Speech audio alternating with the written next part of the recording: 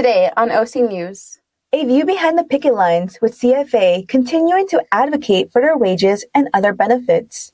And the rise of opioid abuse in Orange County and how this is impacting families. We're in for a storm with the next cycle of rain. What to be aware of on slippery roads. All of this and more starting right now on OC News. This just in tech news. First responder on police. There's been a lot of collaborative efforts. Blessed to be here in Fullerton. Brought to you by the broadcast journalism students at Cal State Fullerton. OC News starts right now.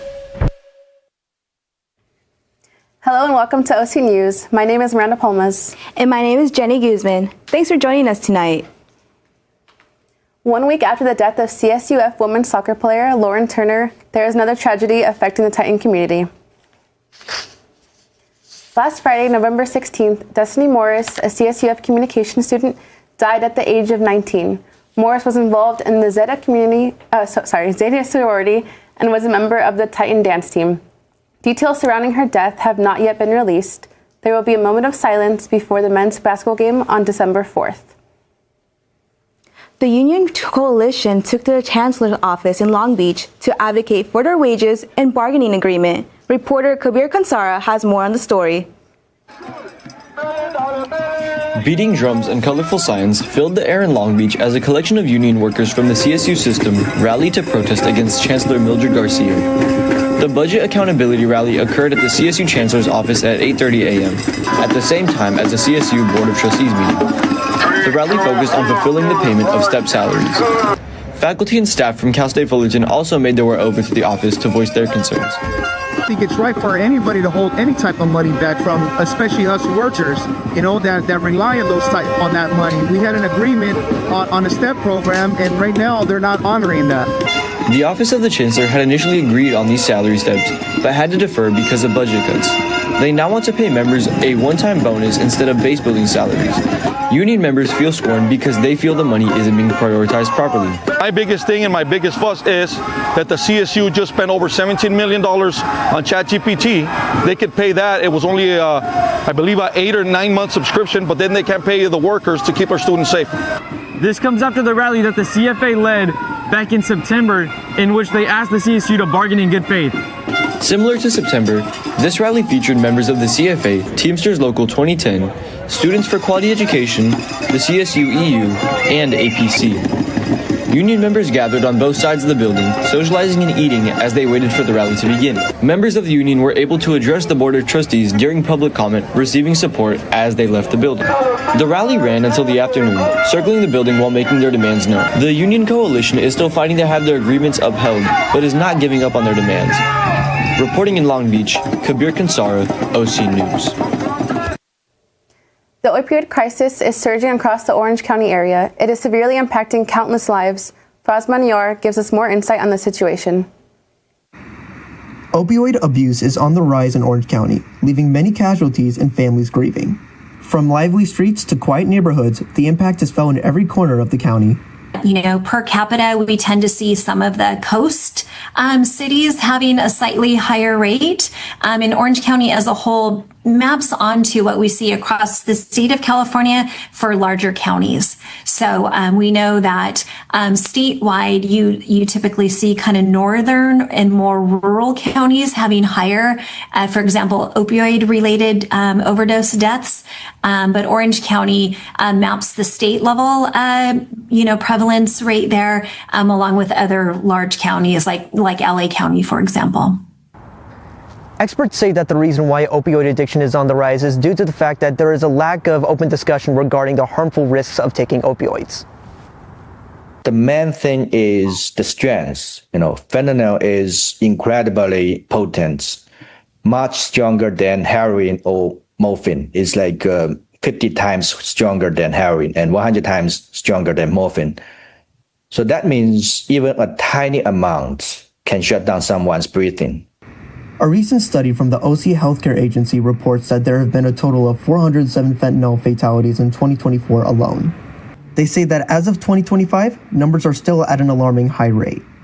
If more people are informed of the harmful aspects of opioids, then Orange County will be that much closer of becoming cleansed of drug abuse. In Fullerton, Fraz Manyar for OC News. Fullerton city leaders debated new regulations on nitrous oxide last night. Police say the canisters, often used at parties, are leading to noise, trash, and safety concerns. Sue Freyer has the story. Last night, Fullerton City Council members looked at new ways to regulate nitrous oxide. After months of complaints from neighborhoods and local businesses. I feel like a lot of young people are having health issues because of nitrous oxide. For example, one of my close friends does that every single day, and she has a lot of memory problems. She has a lot of stuttering issues. At their meeting Tuesday night, council members reviewed a proposal that would tighten rules on who can sell nitrous oxide, how it's displayed, and when penalties kick in for misuse. Earlier this week, Fullerton leaders said this is just the first step in the proposal. With these new rules and regulations, nitrous oxide, also known as NOS, will have a new way to be sold and regulated. Even if it feels harmless for them in the moment and they don't see the effects right away, they're risking their health and their future over having a temporary fun time, and that they need to think about all the long-term effects. Inhaling NOS slows down your nervous system and induces a euphoric sensation. The side effects include low blood pressure, fainting, heart attack, hypoxia, and sudden death. If you or someone you know notices nitrous oxide being sold for recreational use in Fullerton, call the tip line at 714-834-3550. Reporting for OC News, I'm Suhaidi Freyer. Coming up after a short commercial break, the Major League season is over, but the off-season doesn't mean rest for a local bat company. And did you enjoy the rain over the weekend?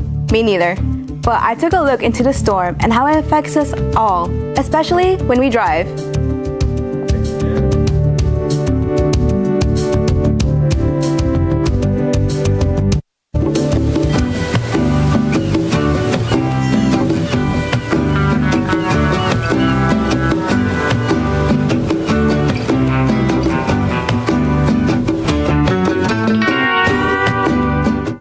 How do you know when you've made the right decision? It's the feeling you get in your gut, the one that tells you what's right or wrong. It's the voice inside you that says, I'm buzzed. Better leave the car when it's time to go. Buzz driving is drunk driving. Even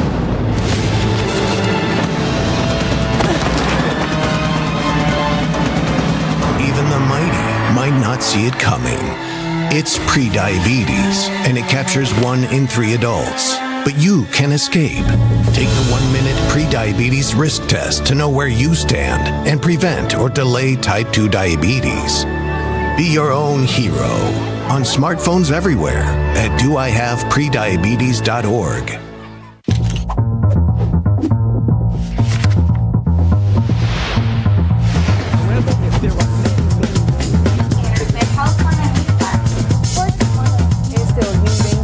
I have a question about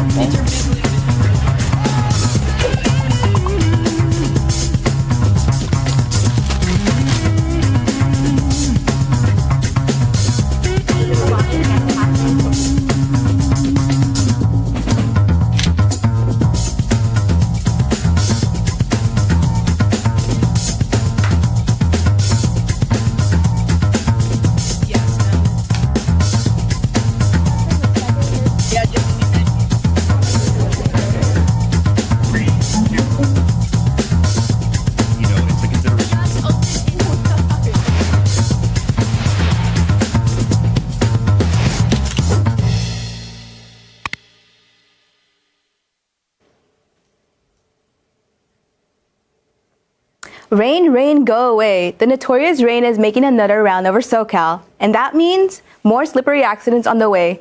But don't worry, I have you covered on how to stay dry from rainy accidents.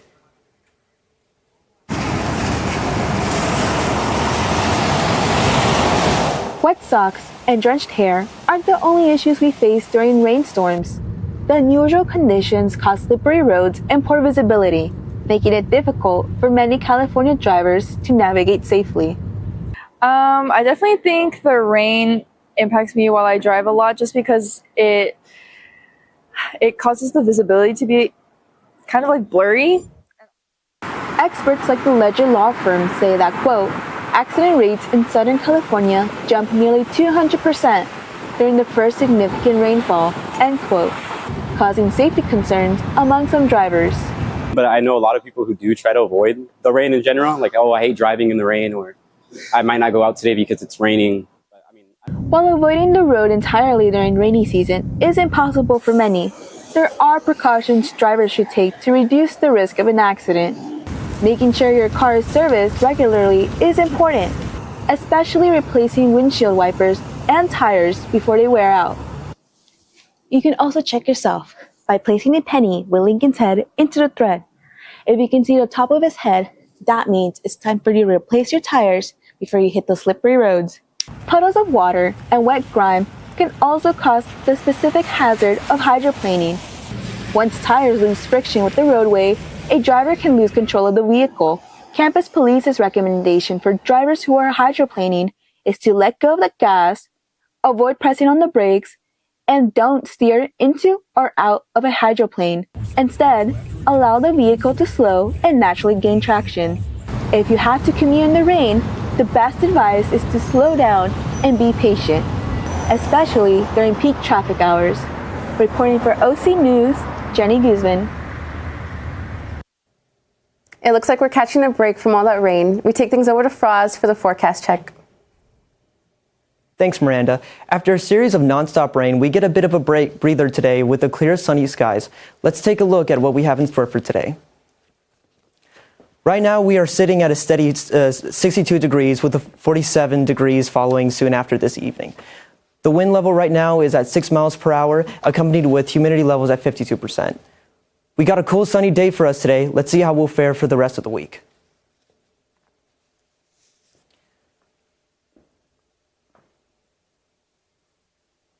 It looks like we still got more rain on the way, as tomorrow we'll be facing moderate to heavy rain with 58 degrees at the highest and 49 degrees at the lowest. And the rain continues on to Friday with light to moderate rain levels with temperatures as high as 61 degrees and as low as 50 degrees. For Saturday, Sunday, and Monday, we're coming back to sunny skies with temperature levels ranging in the 50s to the high 60s. Next up, after a series of powerful storms, Mammoth Mountain and the town of Mammoth Lake are seeing a significant rise in snowfall. The high elevation areas of Mammoth Mountain are seen accumulating the most snow, while the lower slopes of Mammoth Lake are facing lower levels. Back-to-back storms have built up between 18 to 32 inches at the summit, while Mammoth Lake faces 3 to 6 inches in its town. Authorities are advising residents to prepare for slippery roads and for them to check live updates for any hazardous areas. If traveling, take caution as conditions are still unpredictable. That's it for today's forecast. Back to you guys at the desk. Even though baseball season may be over, equipment production never stops, especially for baseball bats. Reporter Julian Vallejo will give us a look into how a local company has made its mark on Major League Baseball. When you think of baseball bats, industry staples like Rawlings and Louisville Slugger come to mind. But one of the power hitters in the bat market is right in our own backyard in Fullerton. Founded in 2005, Trinity Bat Company built themselves from the ground up. We started 20 years ago. I used to swing wood bats in adult league. There was a company here in Fullerton that was going out of business that was making wood bats. So I ended up taking their employees, and we started our own company then.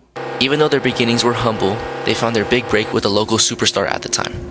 Former Angels outfielder Vladimir Guerrero was the first professional player to approach the company to make his bats. He broke a lot of bats. That guy would swing at everything. They start out in spring training with 24 bats, and then it's usually a dozen at a time. Since then, multiple MLB talents have used Trinity bats, ranging from MVPs and All-Stars to utility players. Currently, there's probably 5 or 6 in the major leagues, and then a lot of minor league guys, and then amateur market, so it's quite a few. Trinity bats can be seen across all levels of baseball, from an amateur like myself all the way to the pro level. They make bats for any competition level, but it doesn't stop at just baseball. One of Trinity Bat's biggest customers is In-N-Out, who they provide softball bats for during their annual slow pitch tournament. Speed has been the key to Trinity's success, cranking out bats from start to finish in quick intervals. If I didn't have anything in here, I could probably do it in about 4 days. With their track record, it's no question why Trinity Bats has become lumber of choice for big names in the market. For OC News, I'm Julian Vallejo. Speaking of sports, let's move on from baseball and catch up with what Dane May has on football. Thanks, Miranda. It's been a busy week in sports, but let's talk about a hot topic in college football right now, James Franklin. James Franklin coached at Penn State for 12 seasons. Well, let's say 11, with a lackluster 6-game effort to start this year, which ultimately led to his firing. Coming in as the number 2 ranked team in the country preseason, expectations were very high, and unfortunately, seems now they were unfairly high since his firing only a few weeks ago. A lot of different jobs have been drifting around the rumor mills. Would he turn to be an analyst, or would he return to coaching? Well, 2 days ago, he chose to take the open job at Virginia Tech, was officially introduced today. Good luck to Coach Franklin, although he shouldn't need it unless he plays a ranked team. Then everyone, please send prayers. There was, in fact, football played Monday in Vegas between America's team, who hasn't won anything in the last decade, and the Las Vegas Raiders, who probably shouldn't be a team much longer. I'll be honest with you guys, this game was a complete snooze fest. The Raiders kicked a couple field goals early in the first quarter, and then didn't score until late when Geno Smith finally threw a touchdown to his own teammate.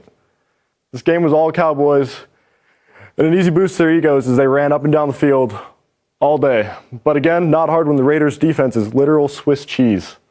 I think the most entertaining part of this game was George Pickens and CeeDee Lamb not playing the first drive. You know, because the Cowboys could expose the run. But I think the boys just got a little carried away at the craps table on Sunday night. Speaking of an abysmal Raiders defense, Shedeur Sanders has gotten the call to start against them for the Cleveland Browns on Sunday. If you think it should be a perfect time for Shedeur to start since they are playing the Raiders, you probably thought wrong. Everyone is to remember that he plays for an absolute dumpster fire of an organization and will be the 100th starting quarterback in the last 25 years. In all seriousness, the Browns fans have been looking for something or someone to cheer for since Baker Mayfield's playoff win in 2020. Sanders saw some action in last week's loss to the Ravens, but looked all over the place. Fingers are crossed that a full week of practice irons some of those issues out and allows him to get a fair shake. Yeah, I'm going to be honest. He's probably going to take multiple 20-yard sacks, and the Raiders are going to win by a million. But anyways, back to you guys at the desk. Coming up, after a short commercial break, Diana Vilches has updates from the entertainment world as we approach award season. And I had a chance to check out Brea Mall and its new decorations for the holiday season. Stay tuned.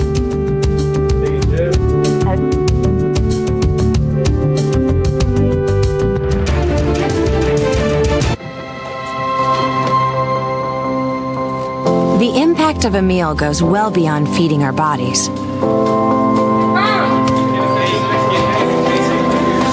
Because when people are fed, futures are nourished.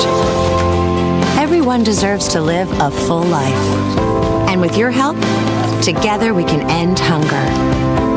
Join the movement at feedingamerica.org/act now.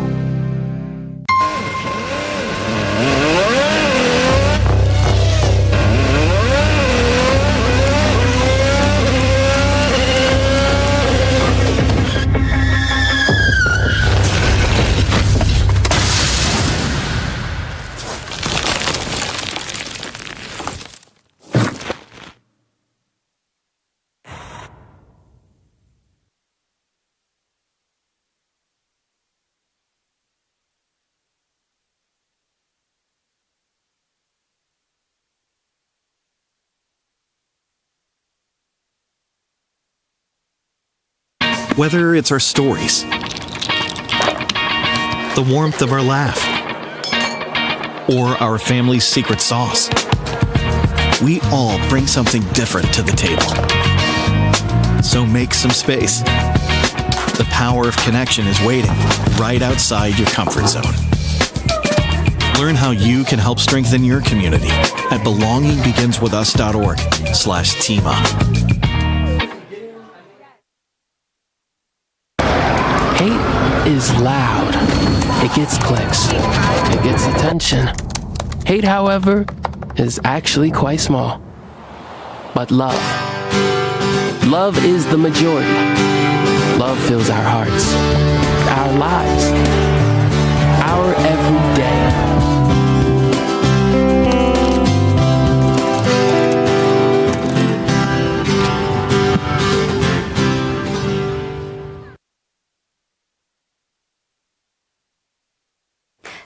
up, we're diving into the Grammys' Best New Artist nominees.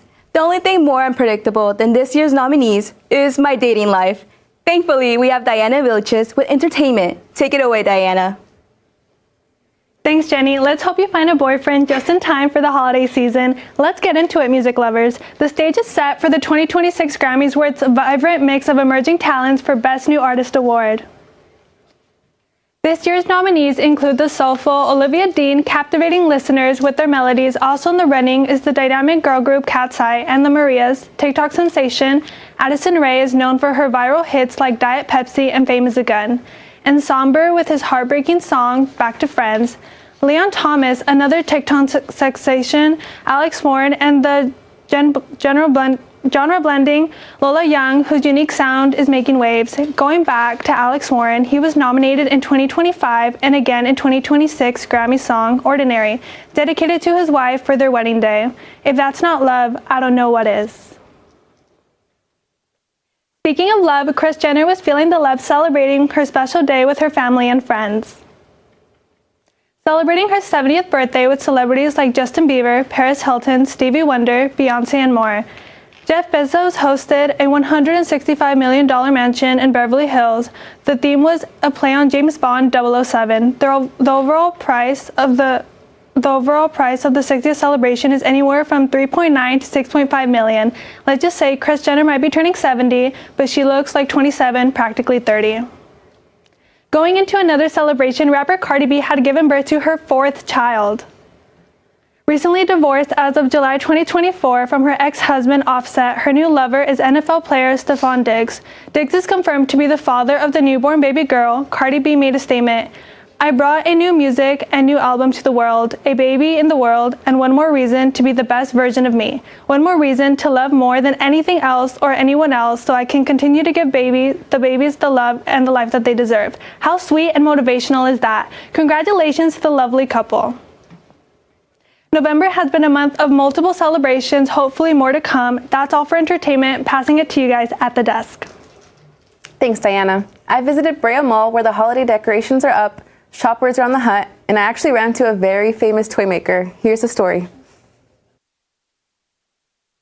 The holiday shopping season is officially underway, and here at Brea Mall, the decorations are up, the stores are stocked, and shoppers are already getting into the spirit.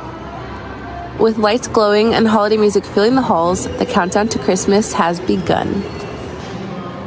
With Black Friday deals starting early this year and shoppers coming to the mall with their families, there is still one tradition that continues to steal the spotlight. It's Santa's arrival from the North Pole, of course. Well, it feels like it's only been a year. Wait, okay, it's been a year. And in that time, we've got new people to deliver to, even right here in Fullerton and the surrounding areas. New people, new neighbors, new friends to meet, and new chimneys to try and figure out how to get down.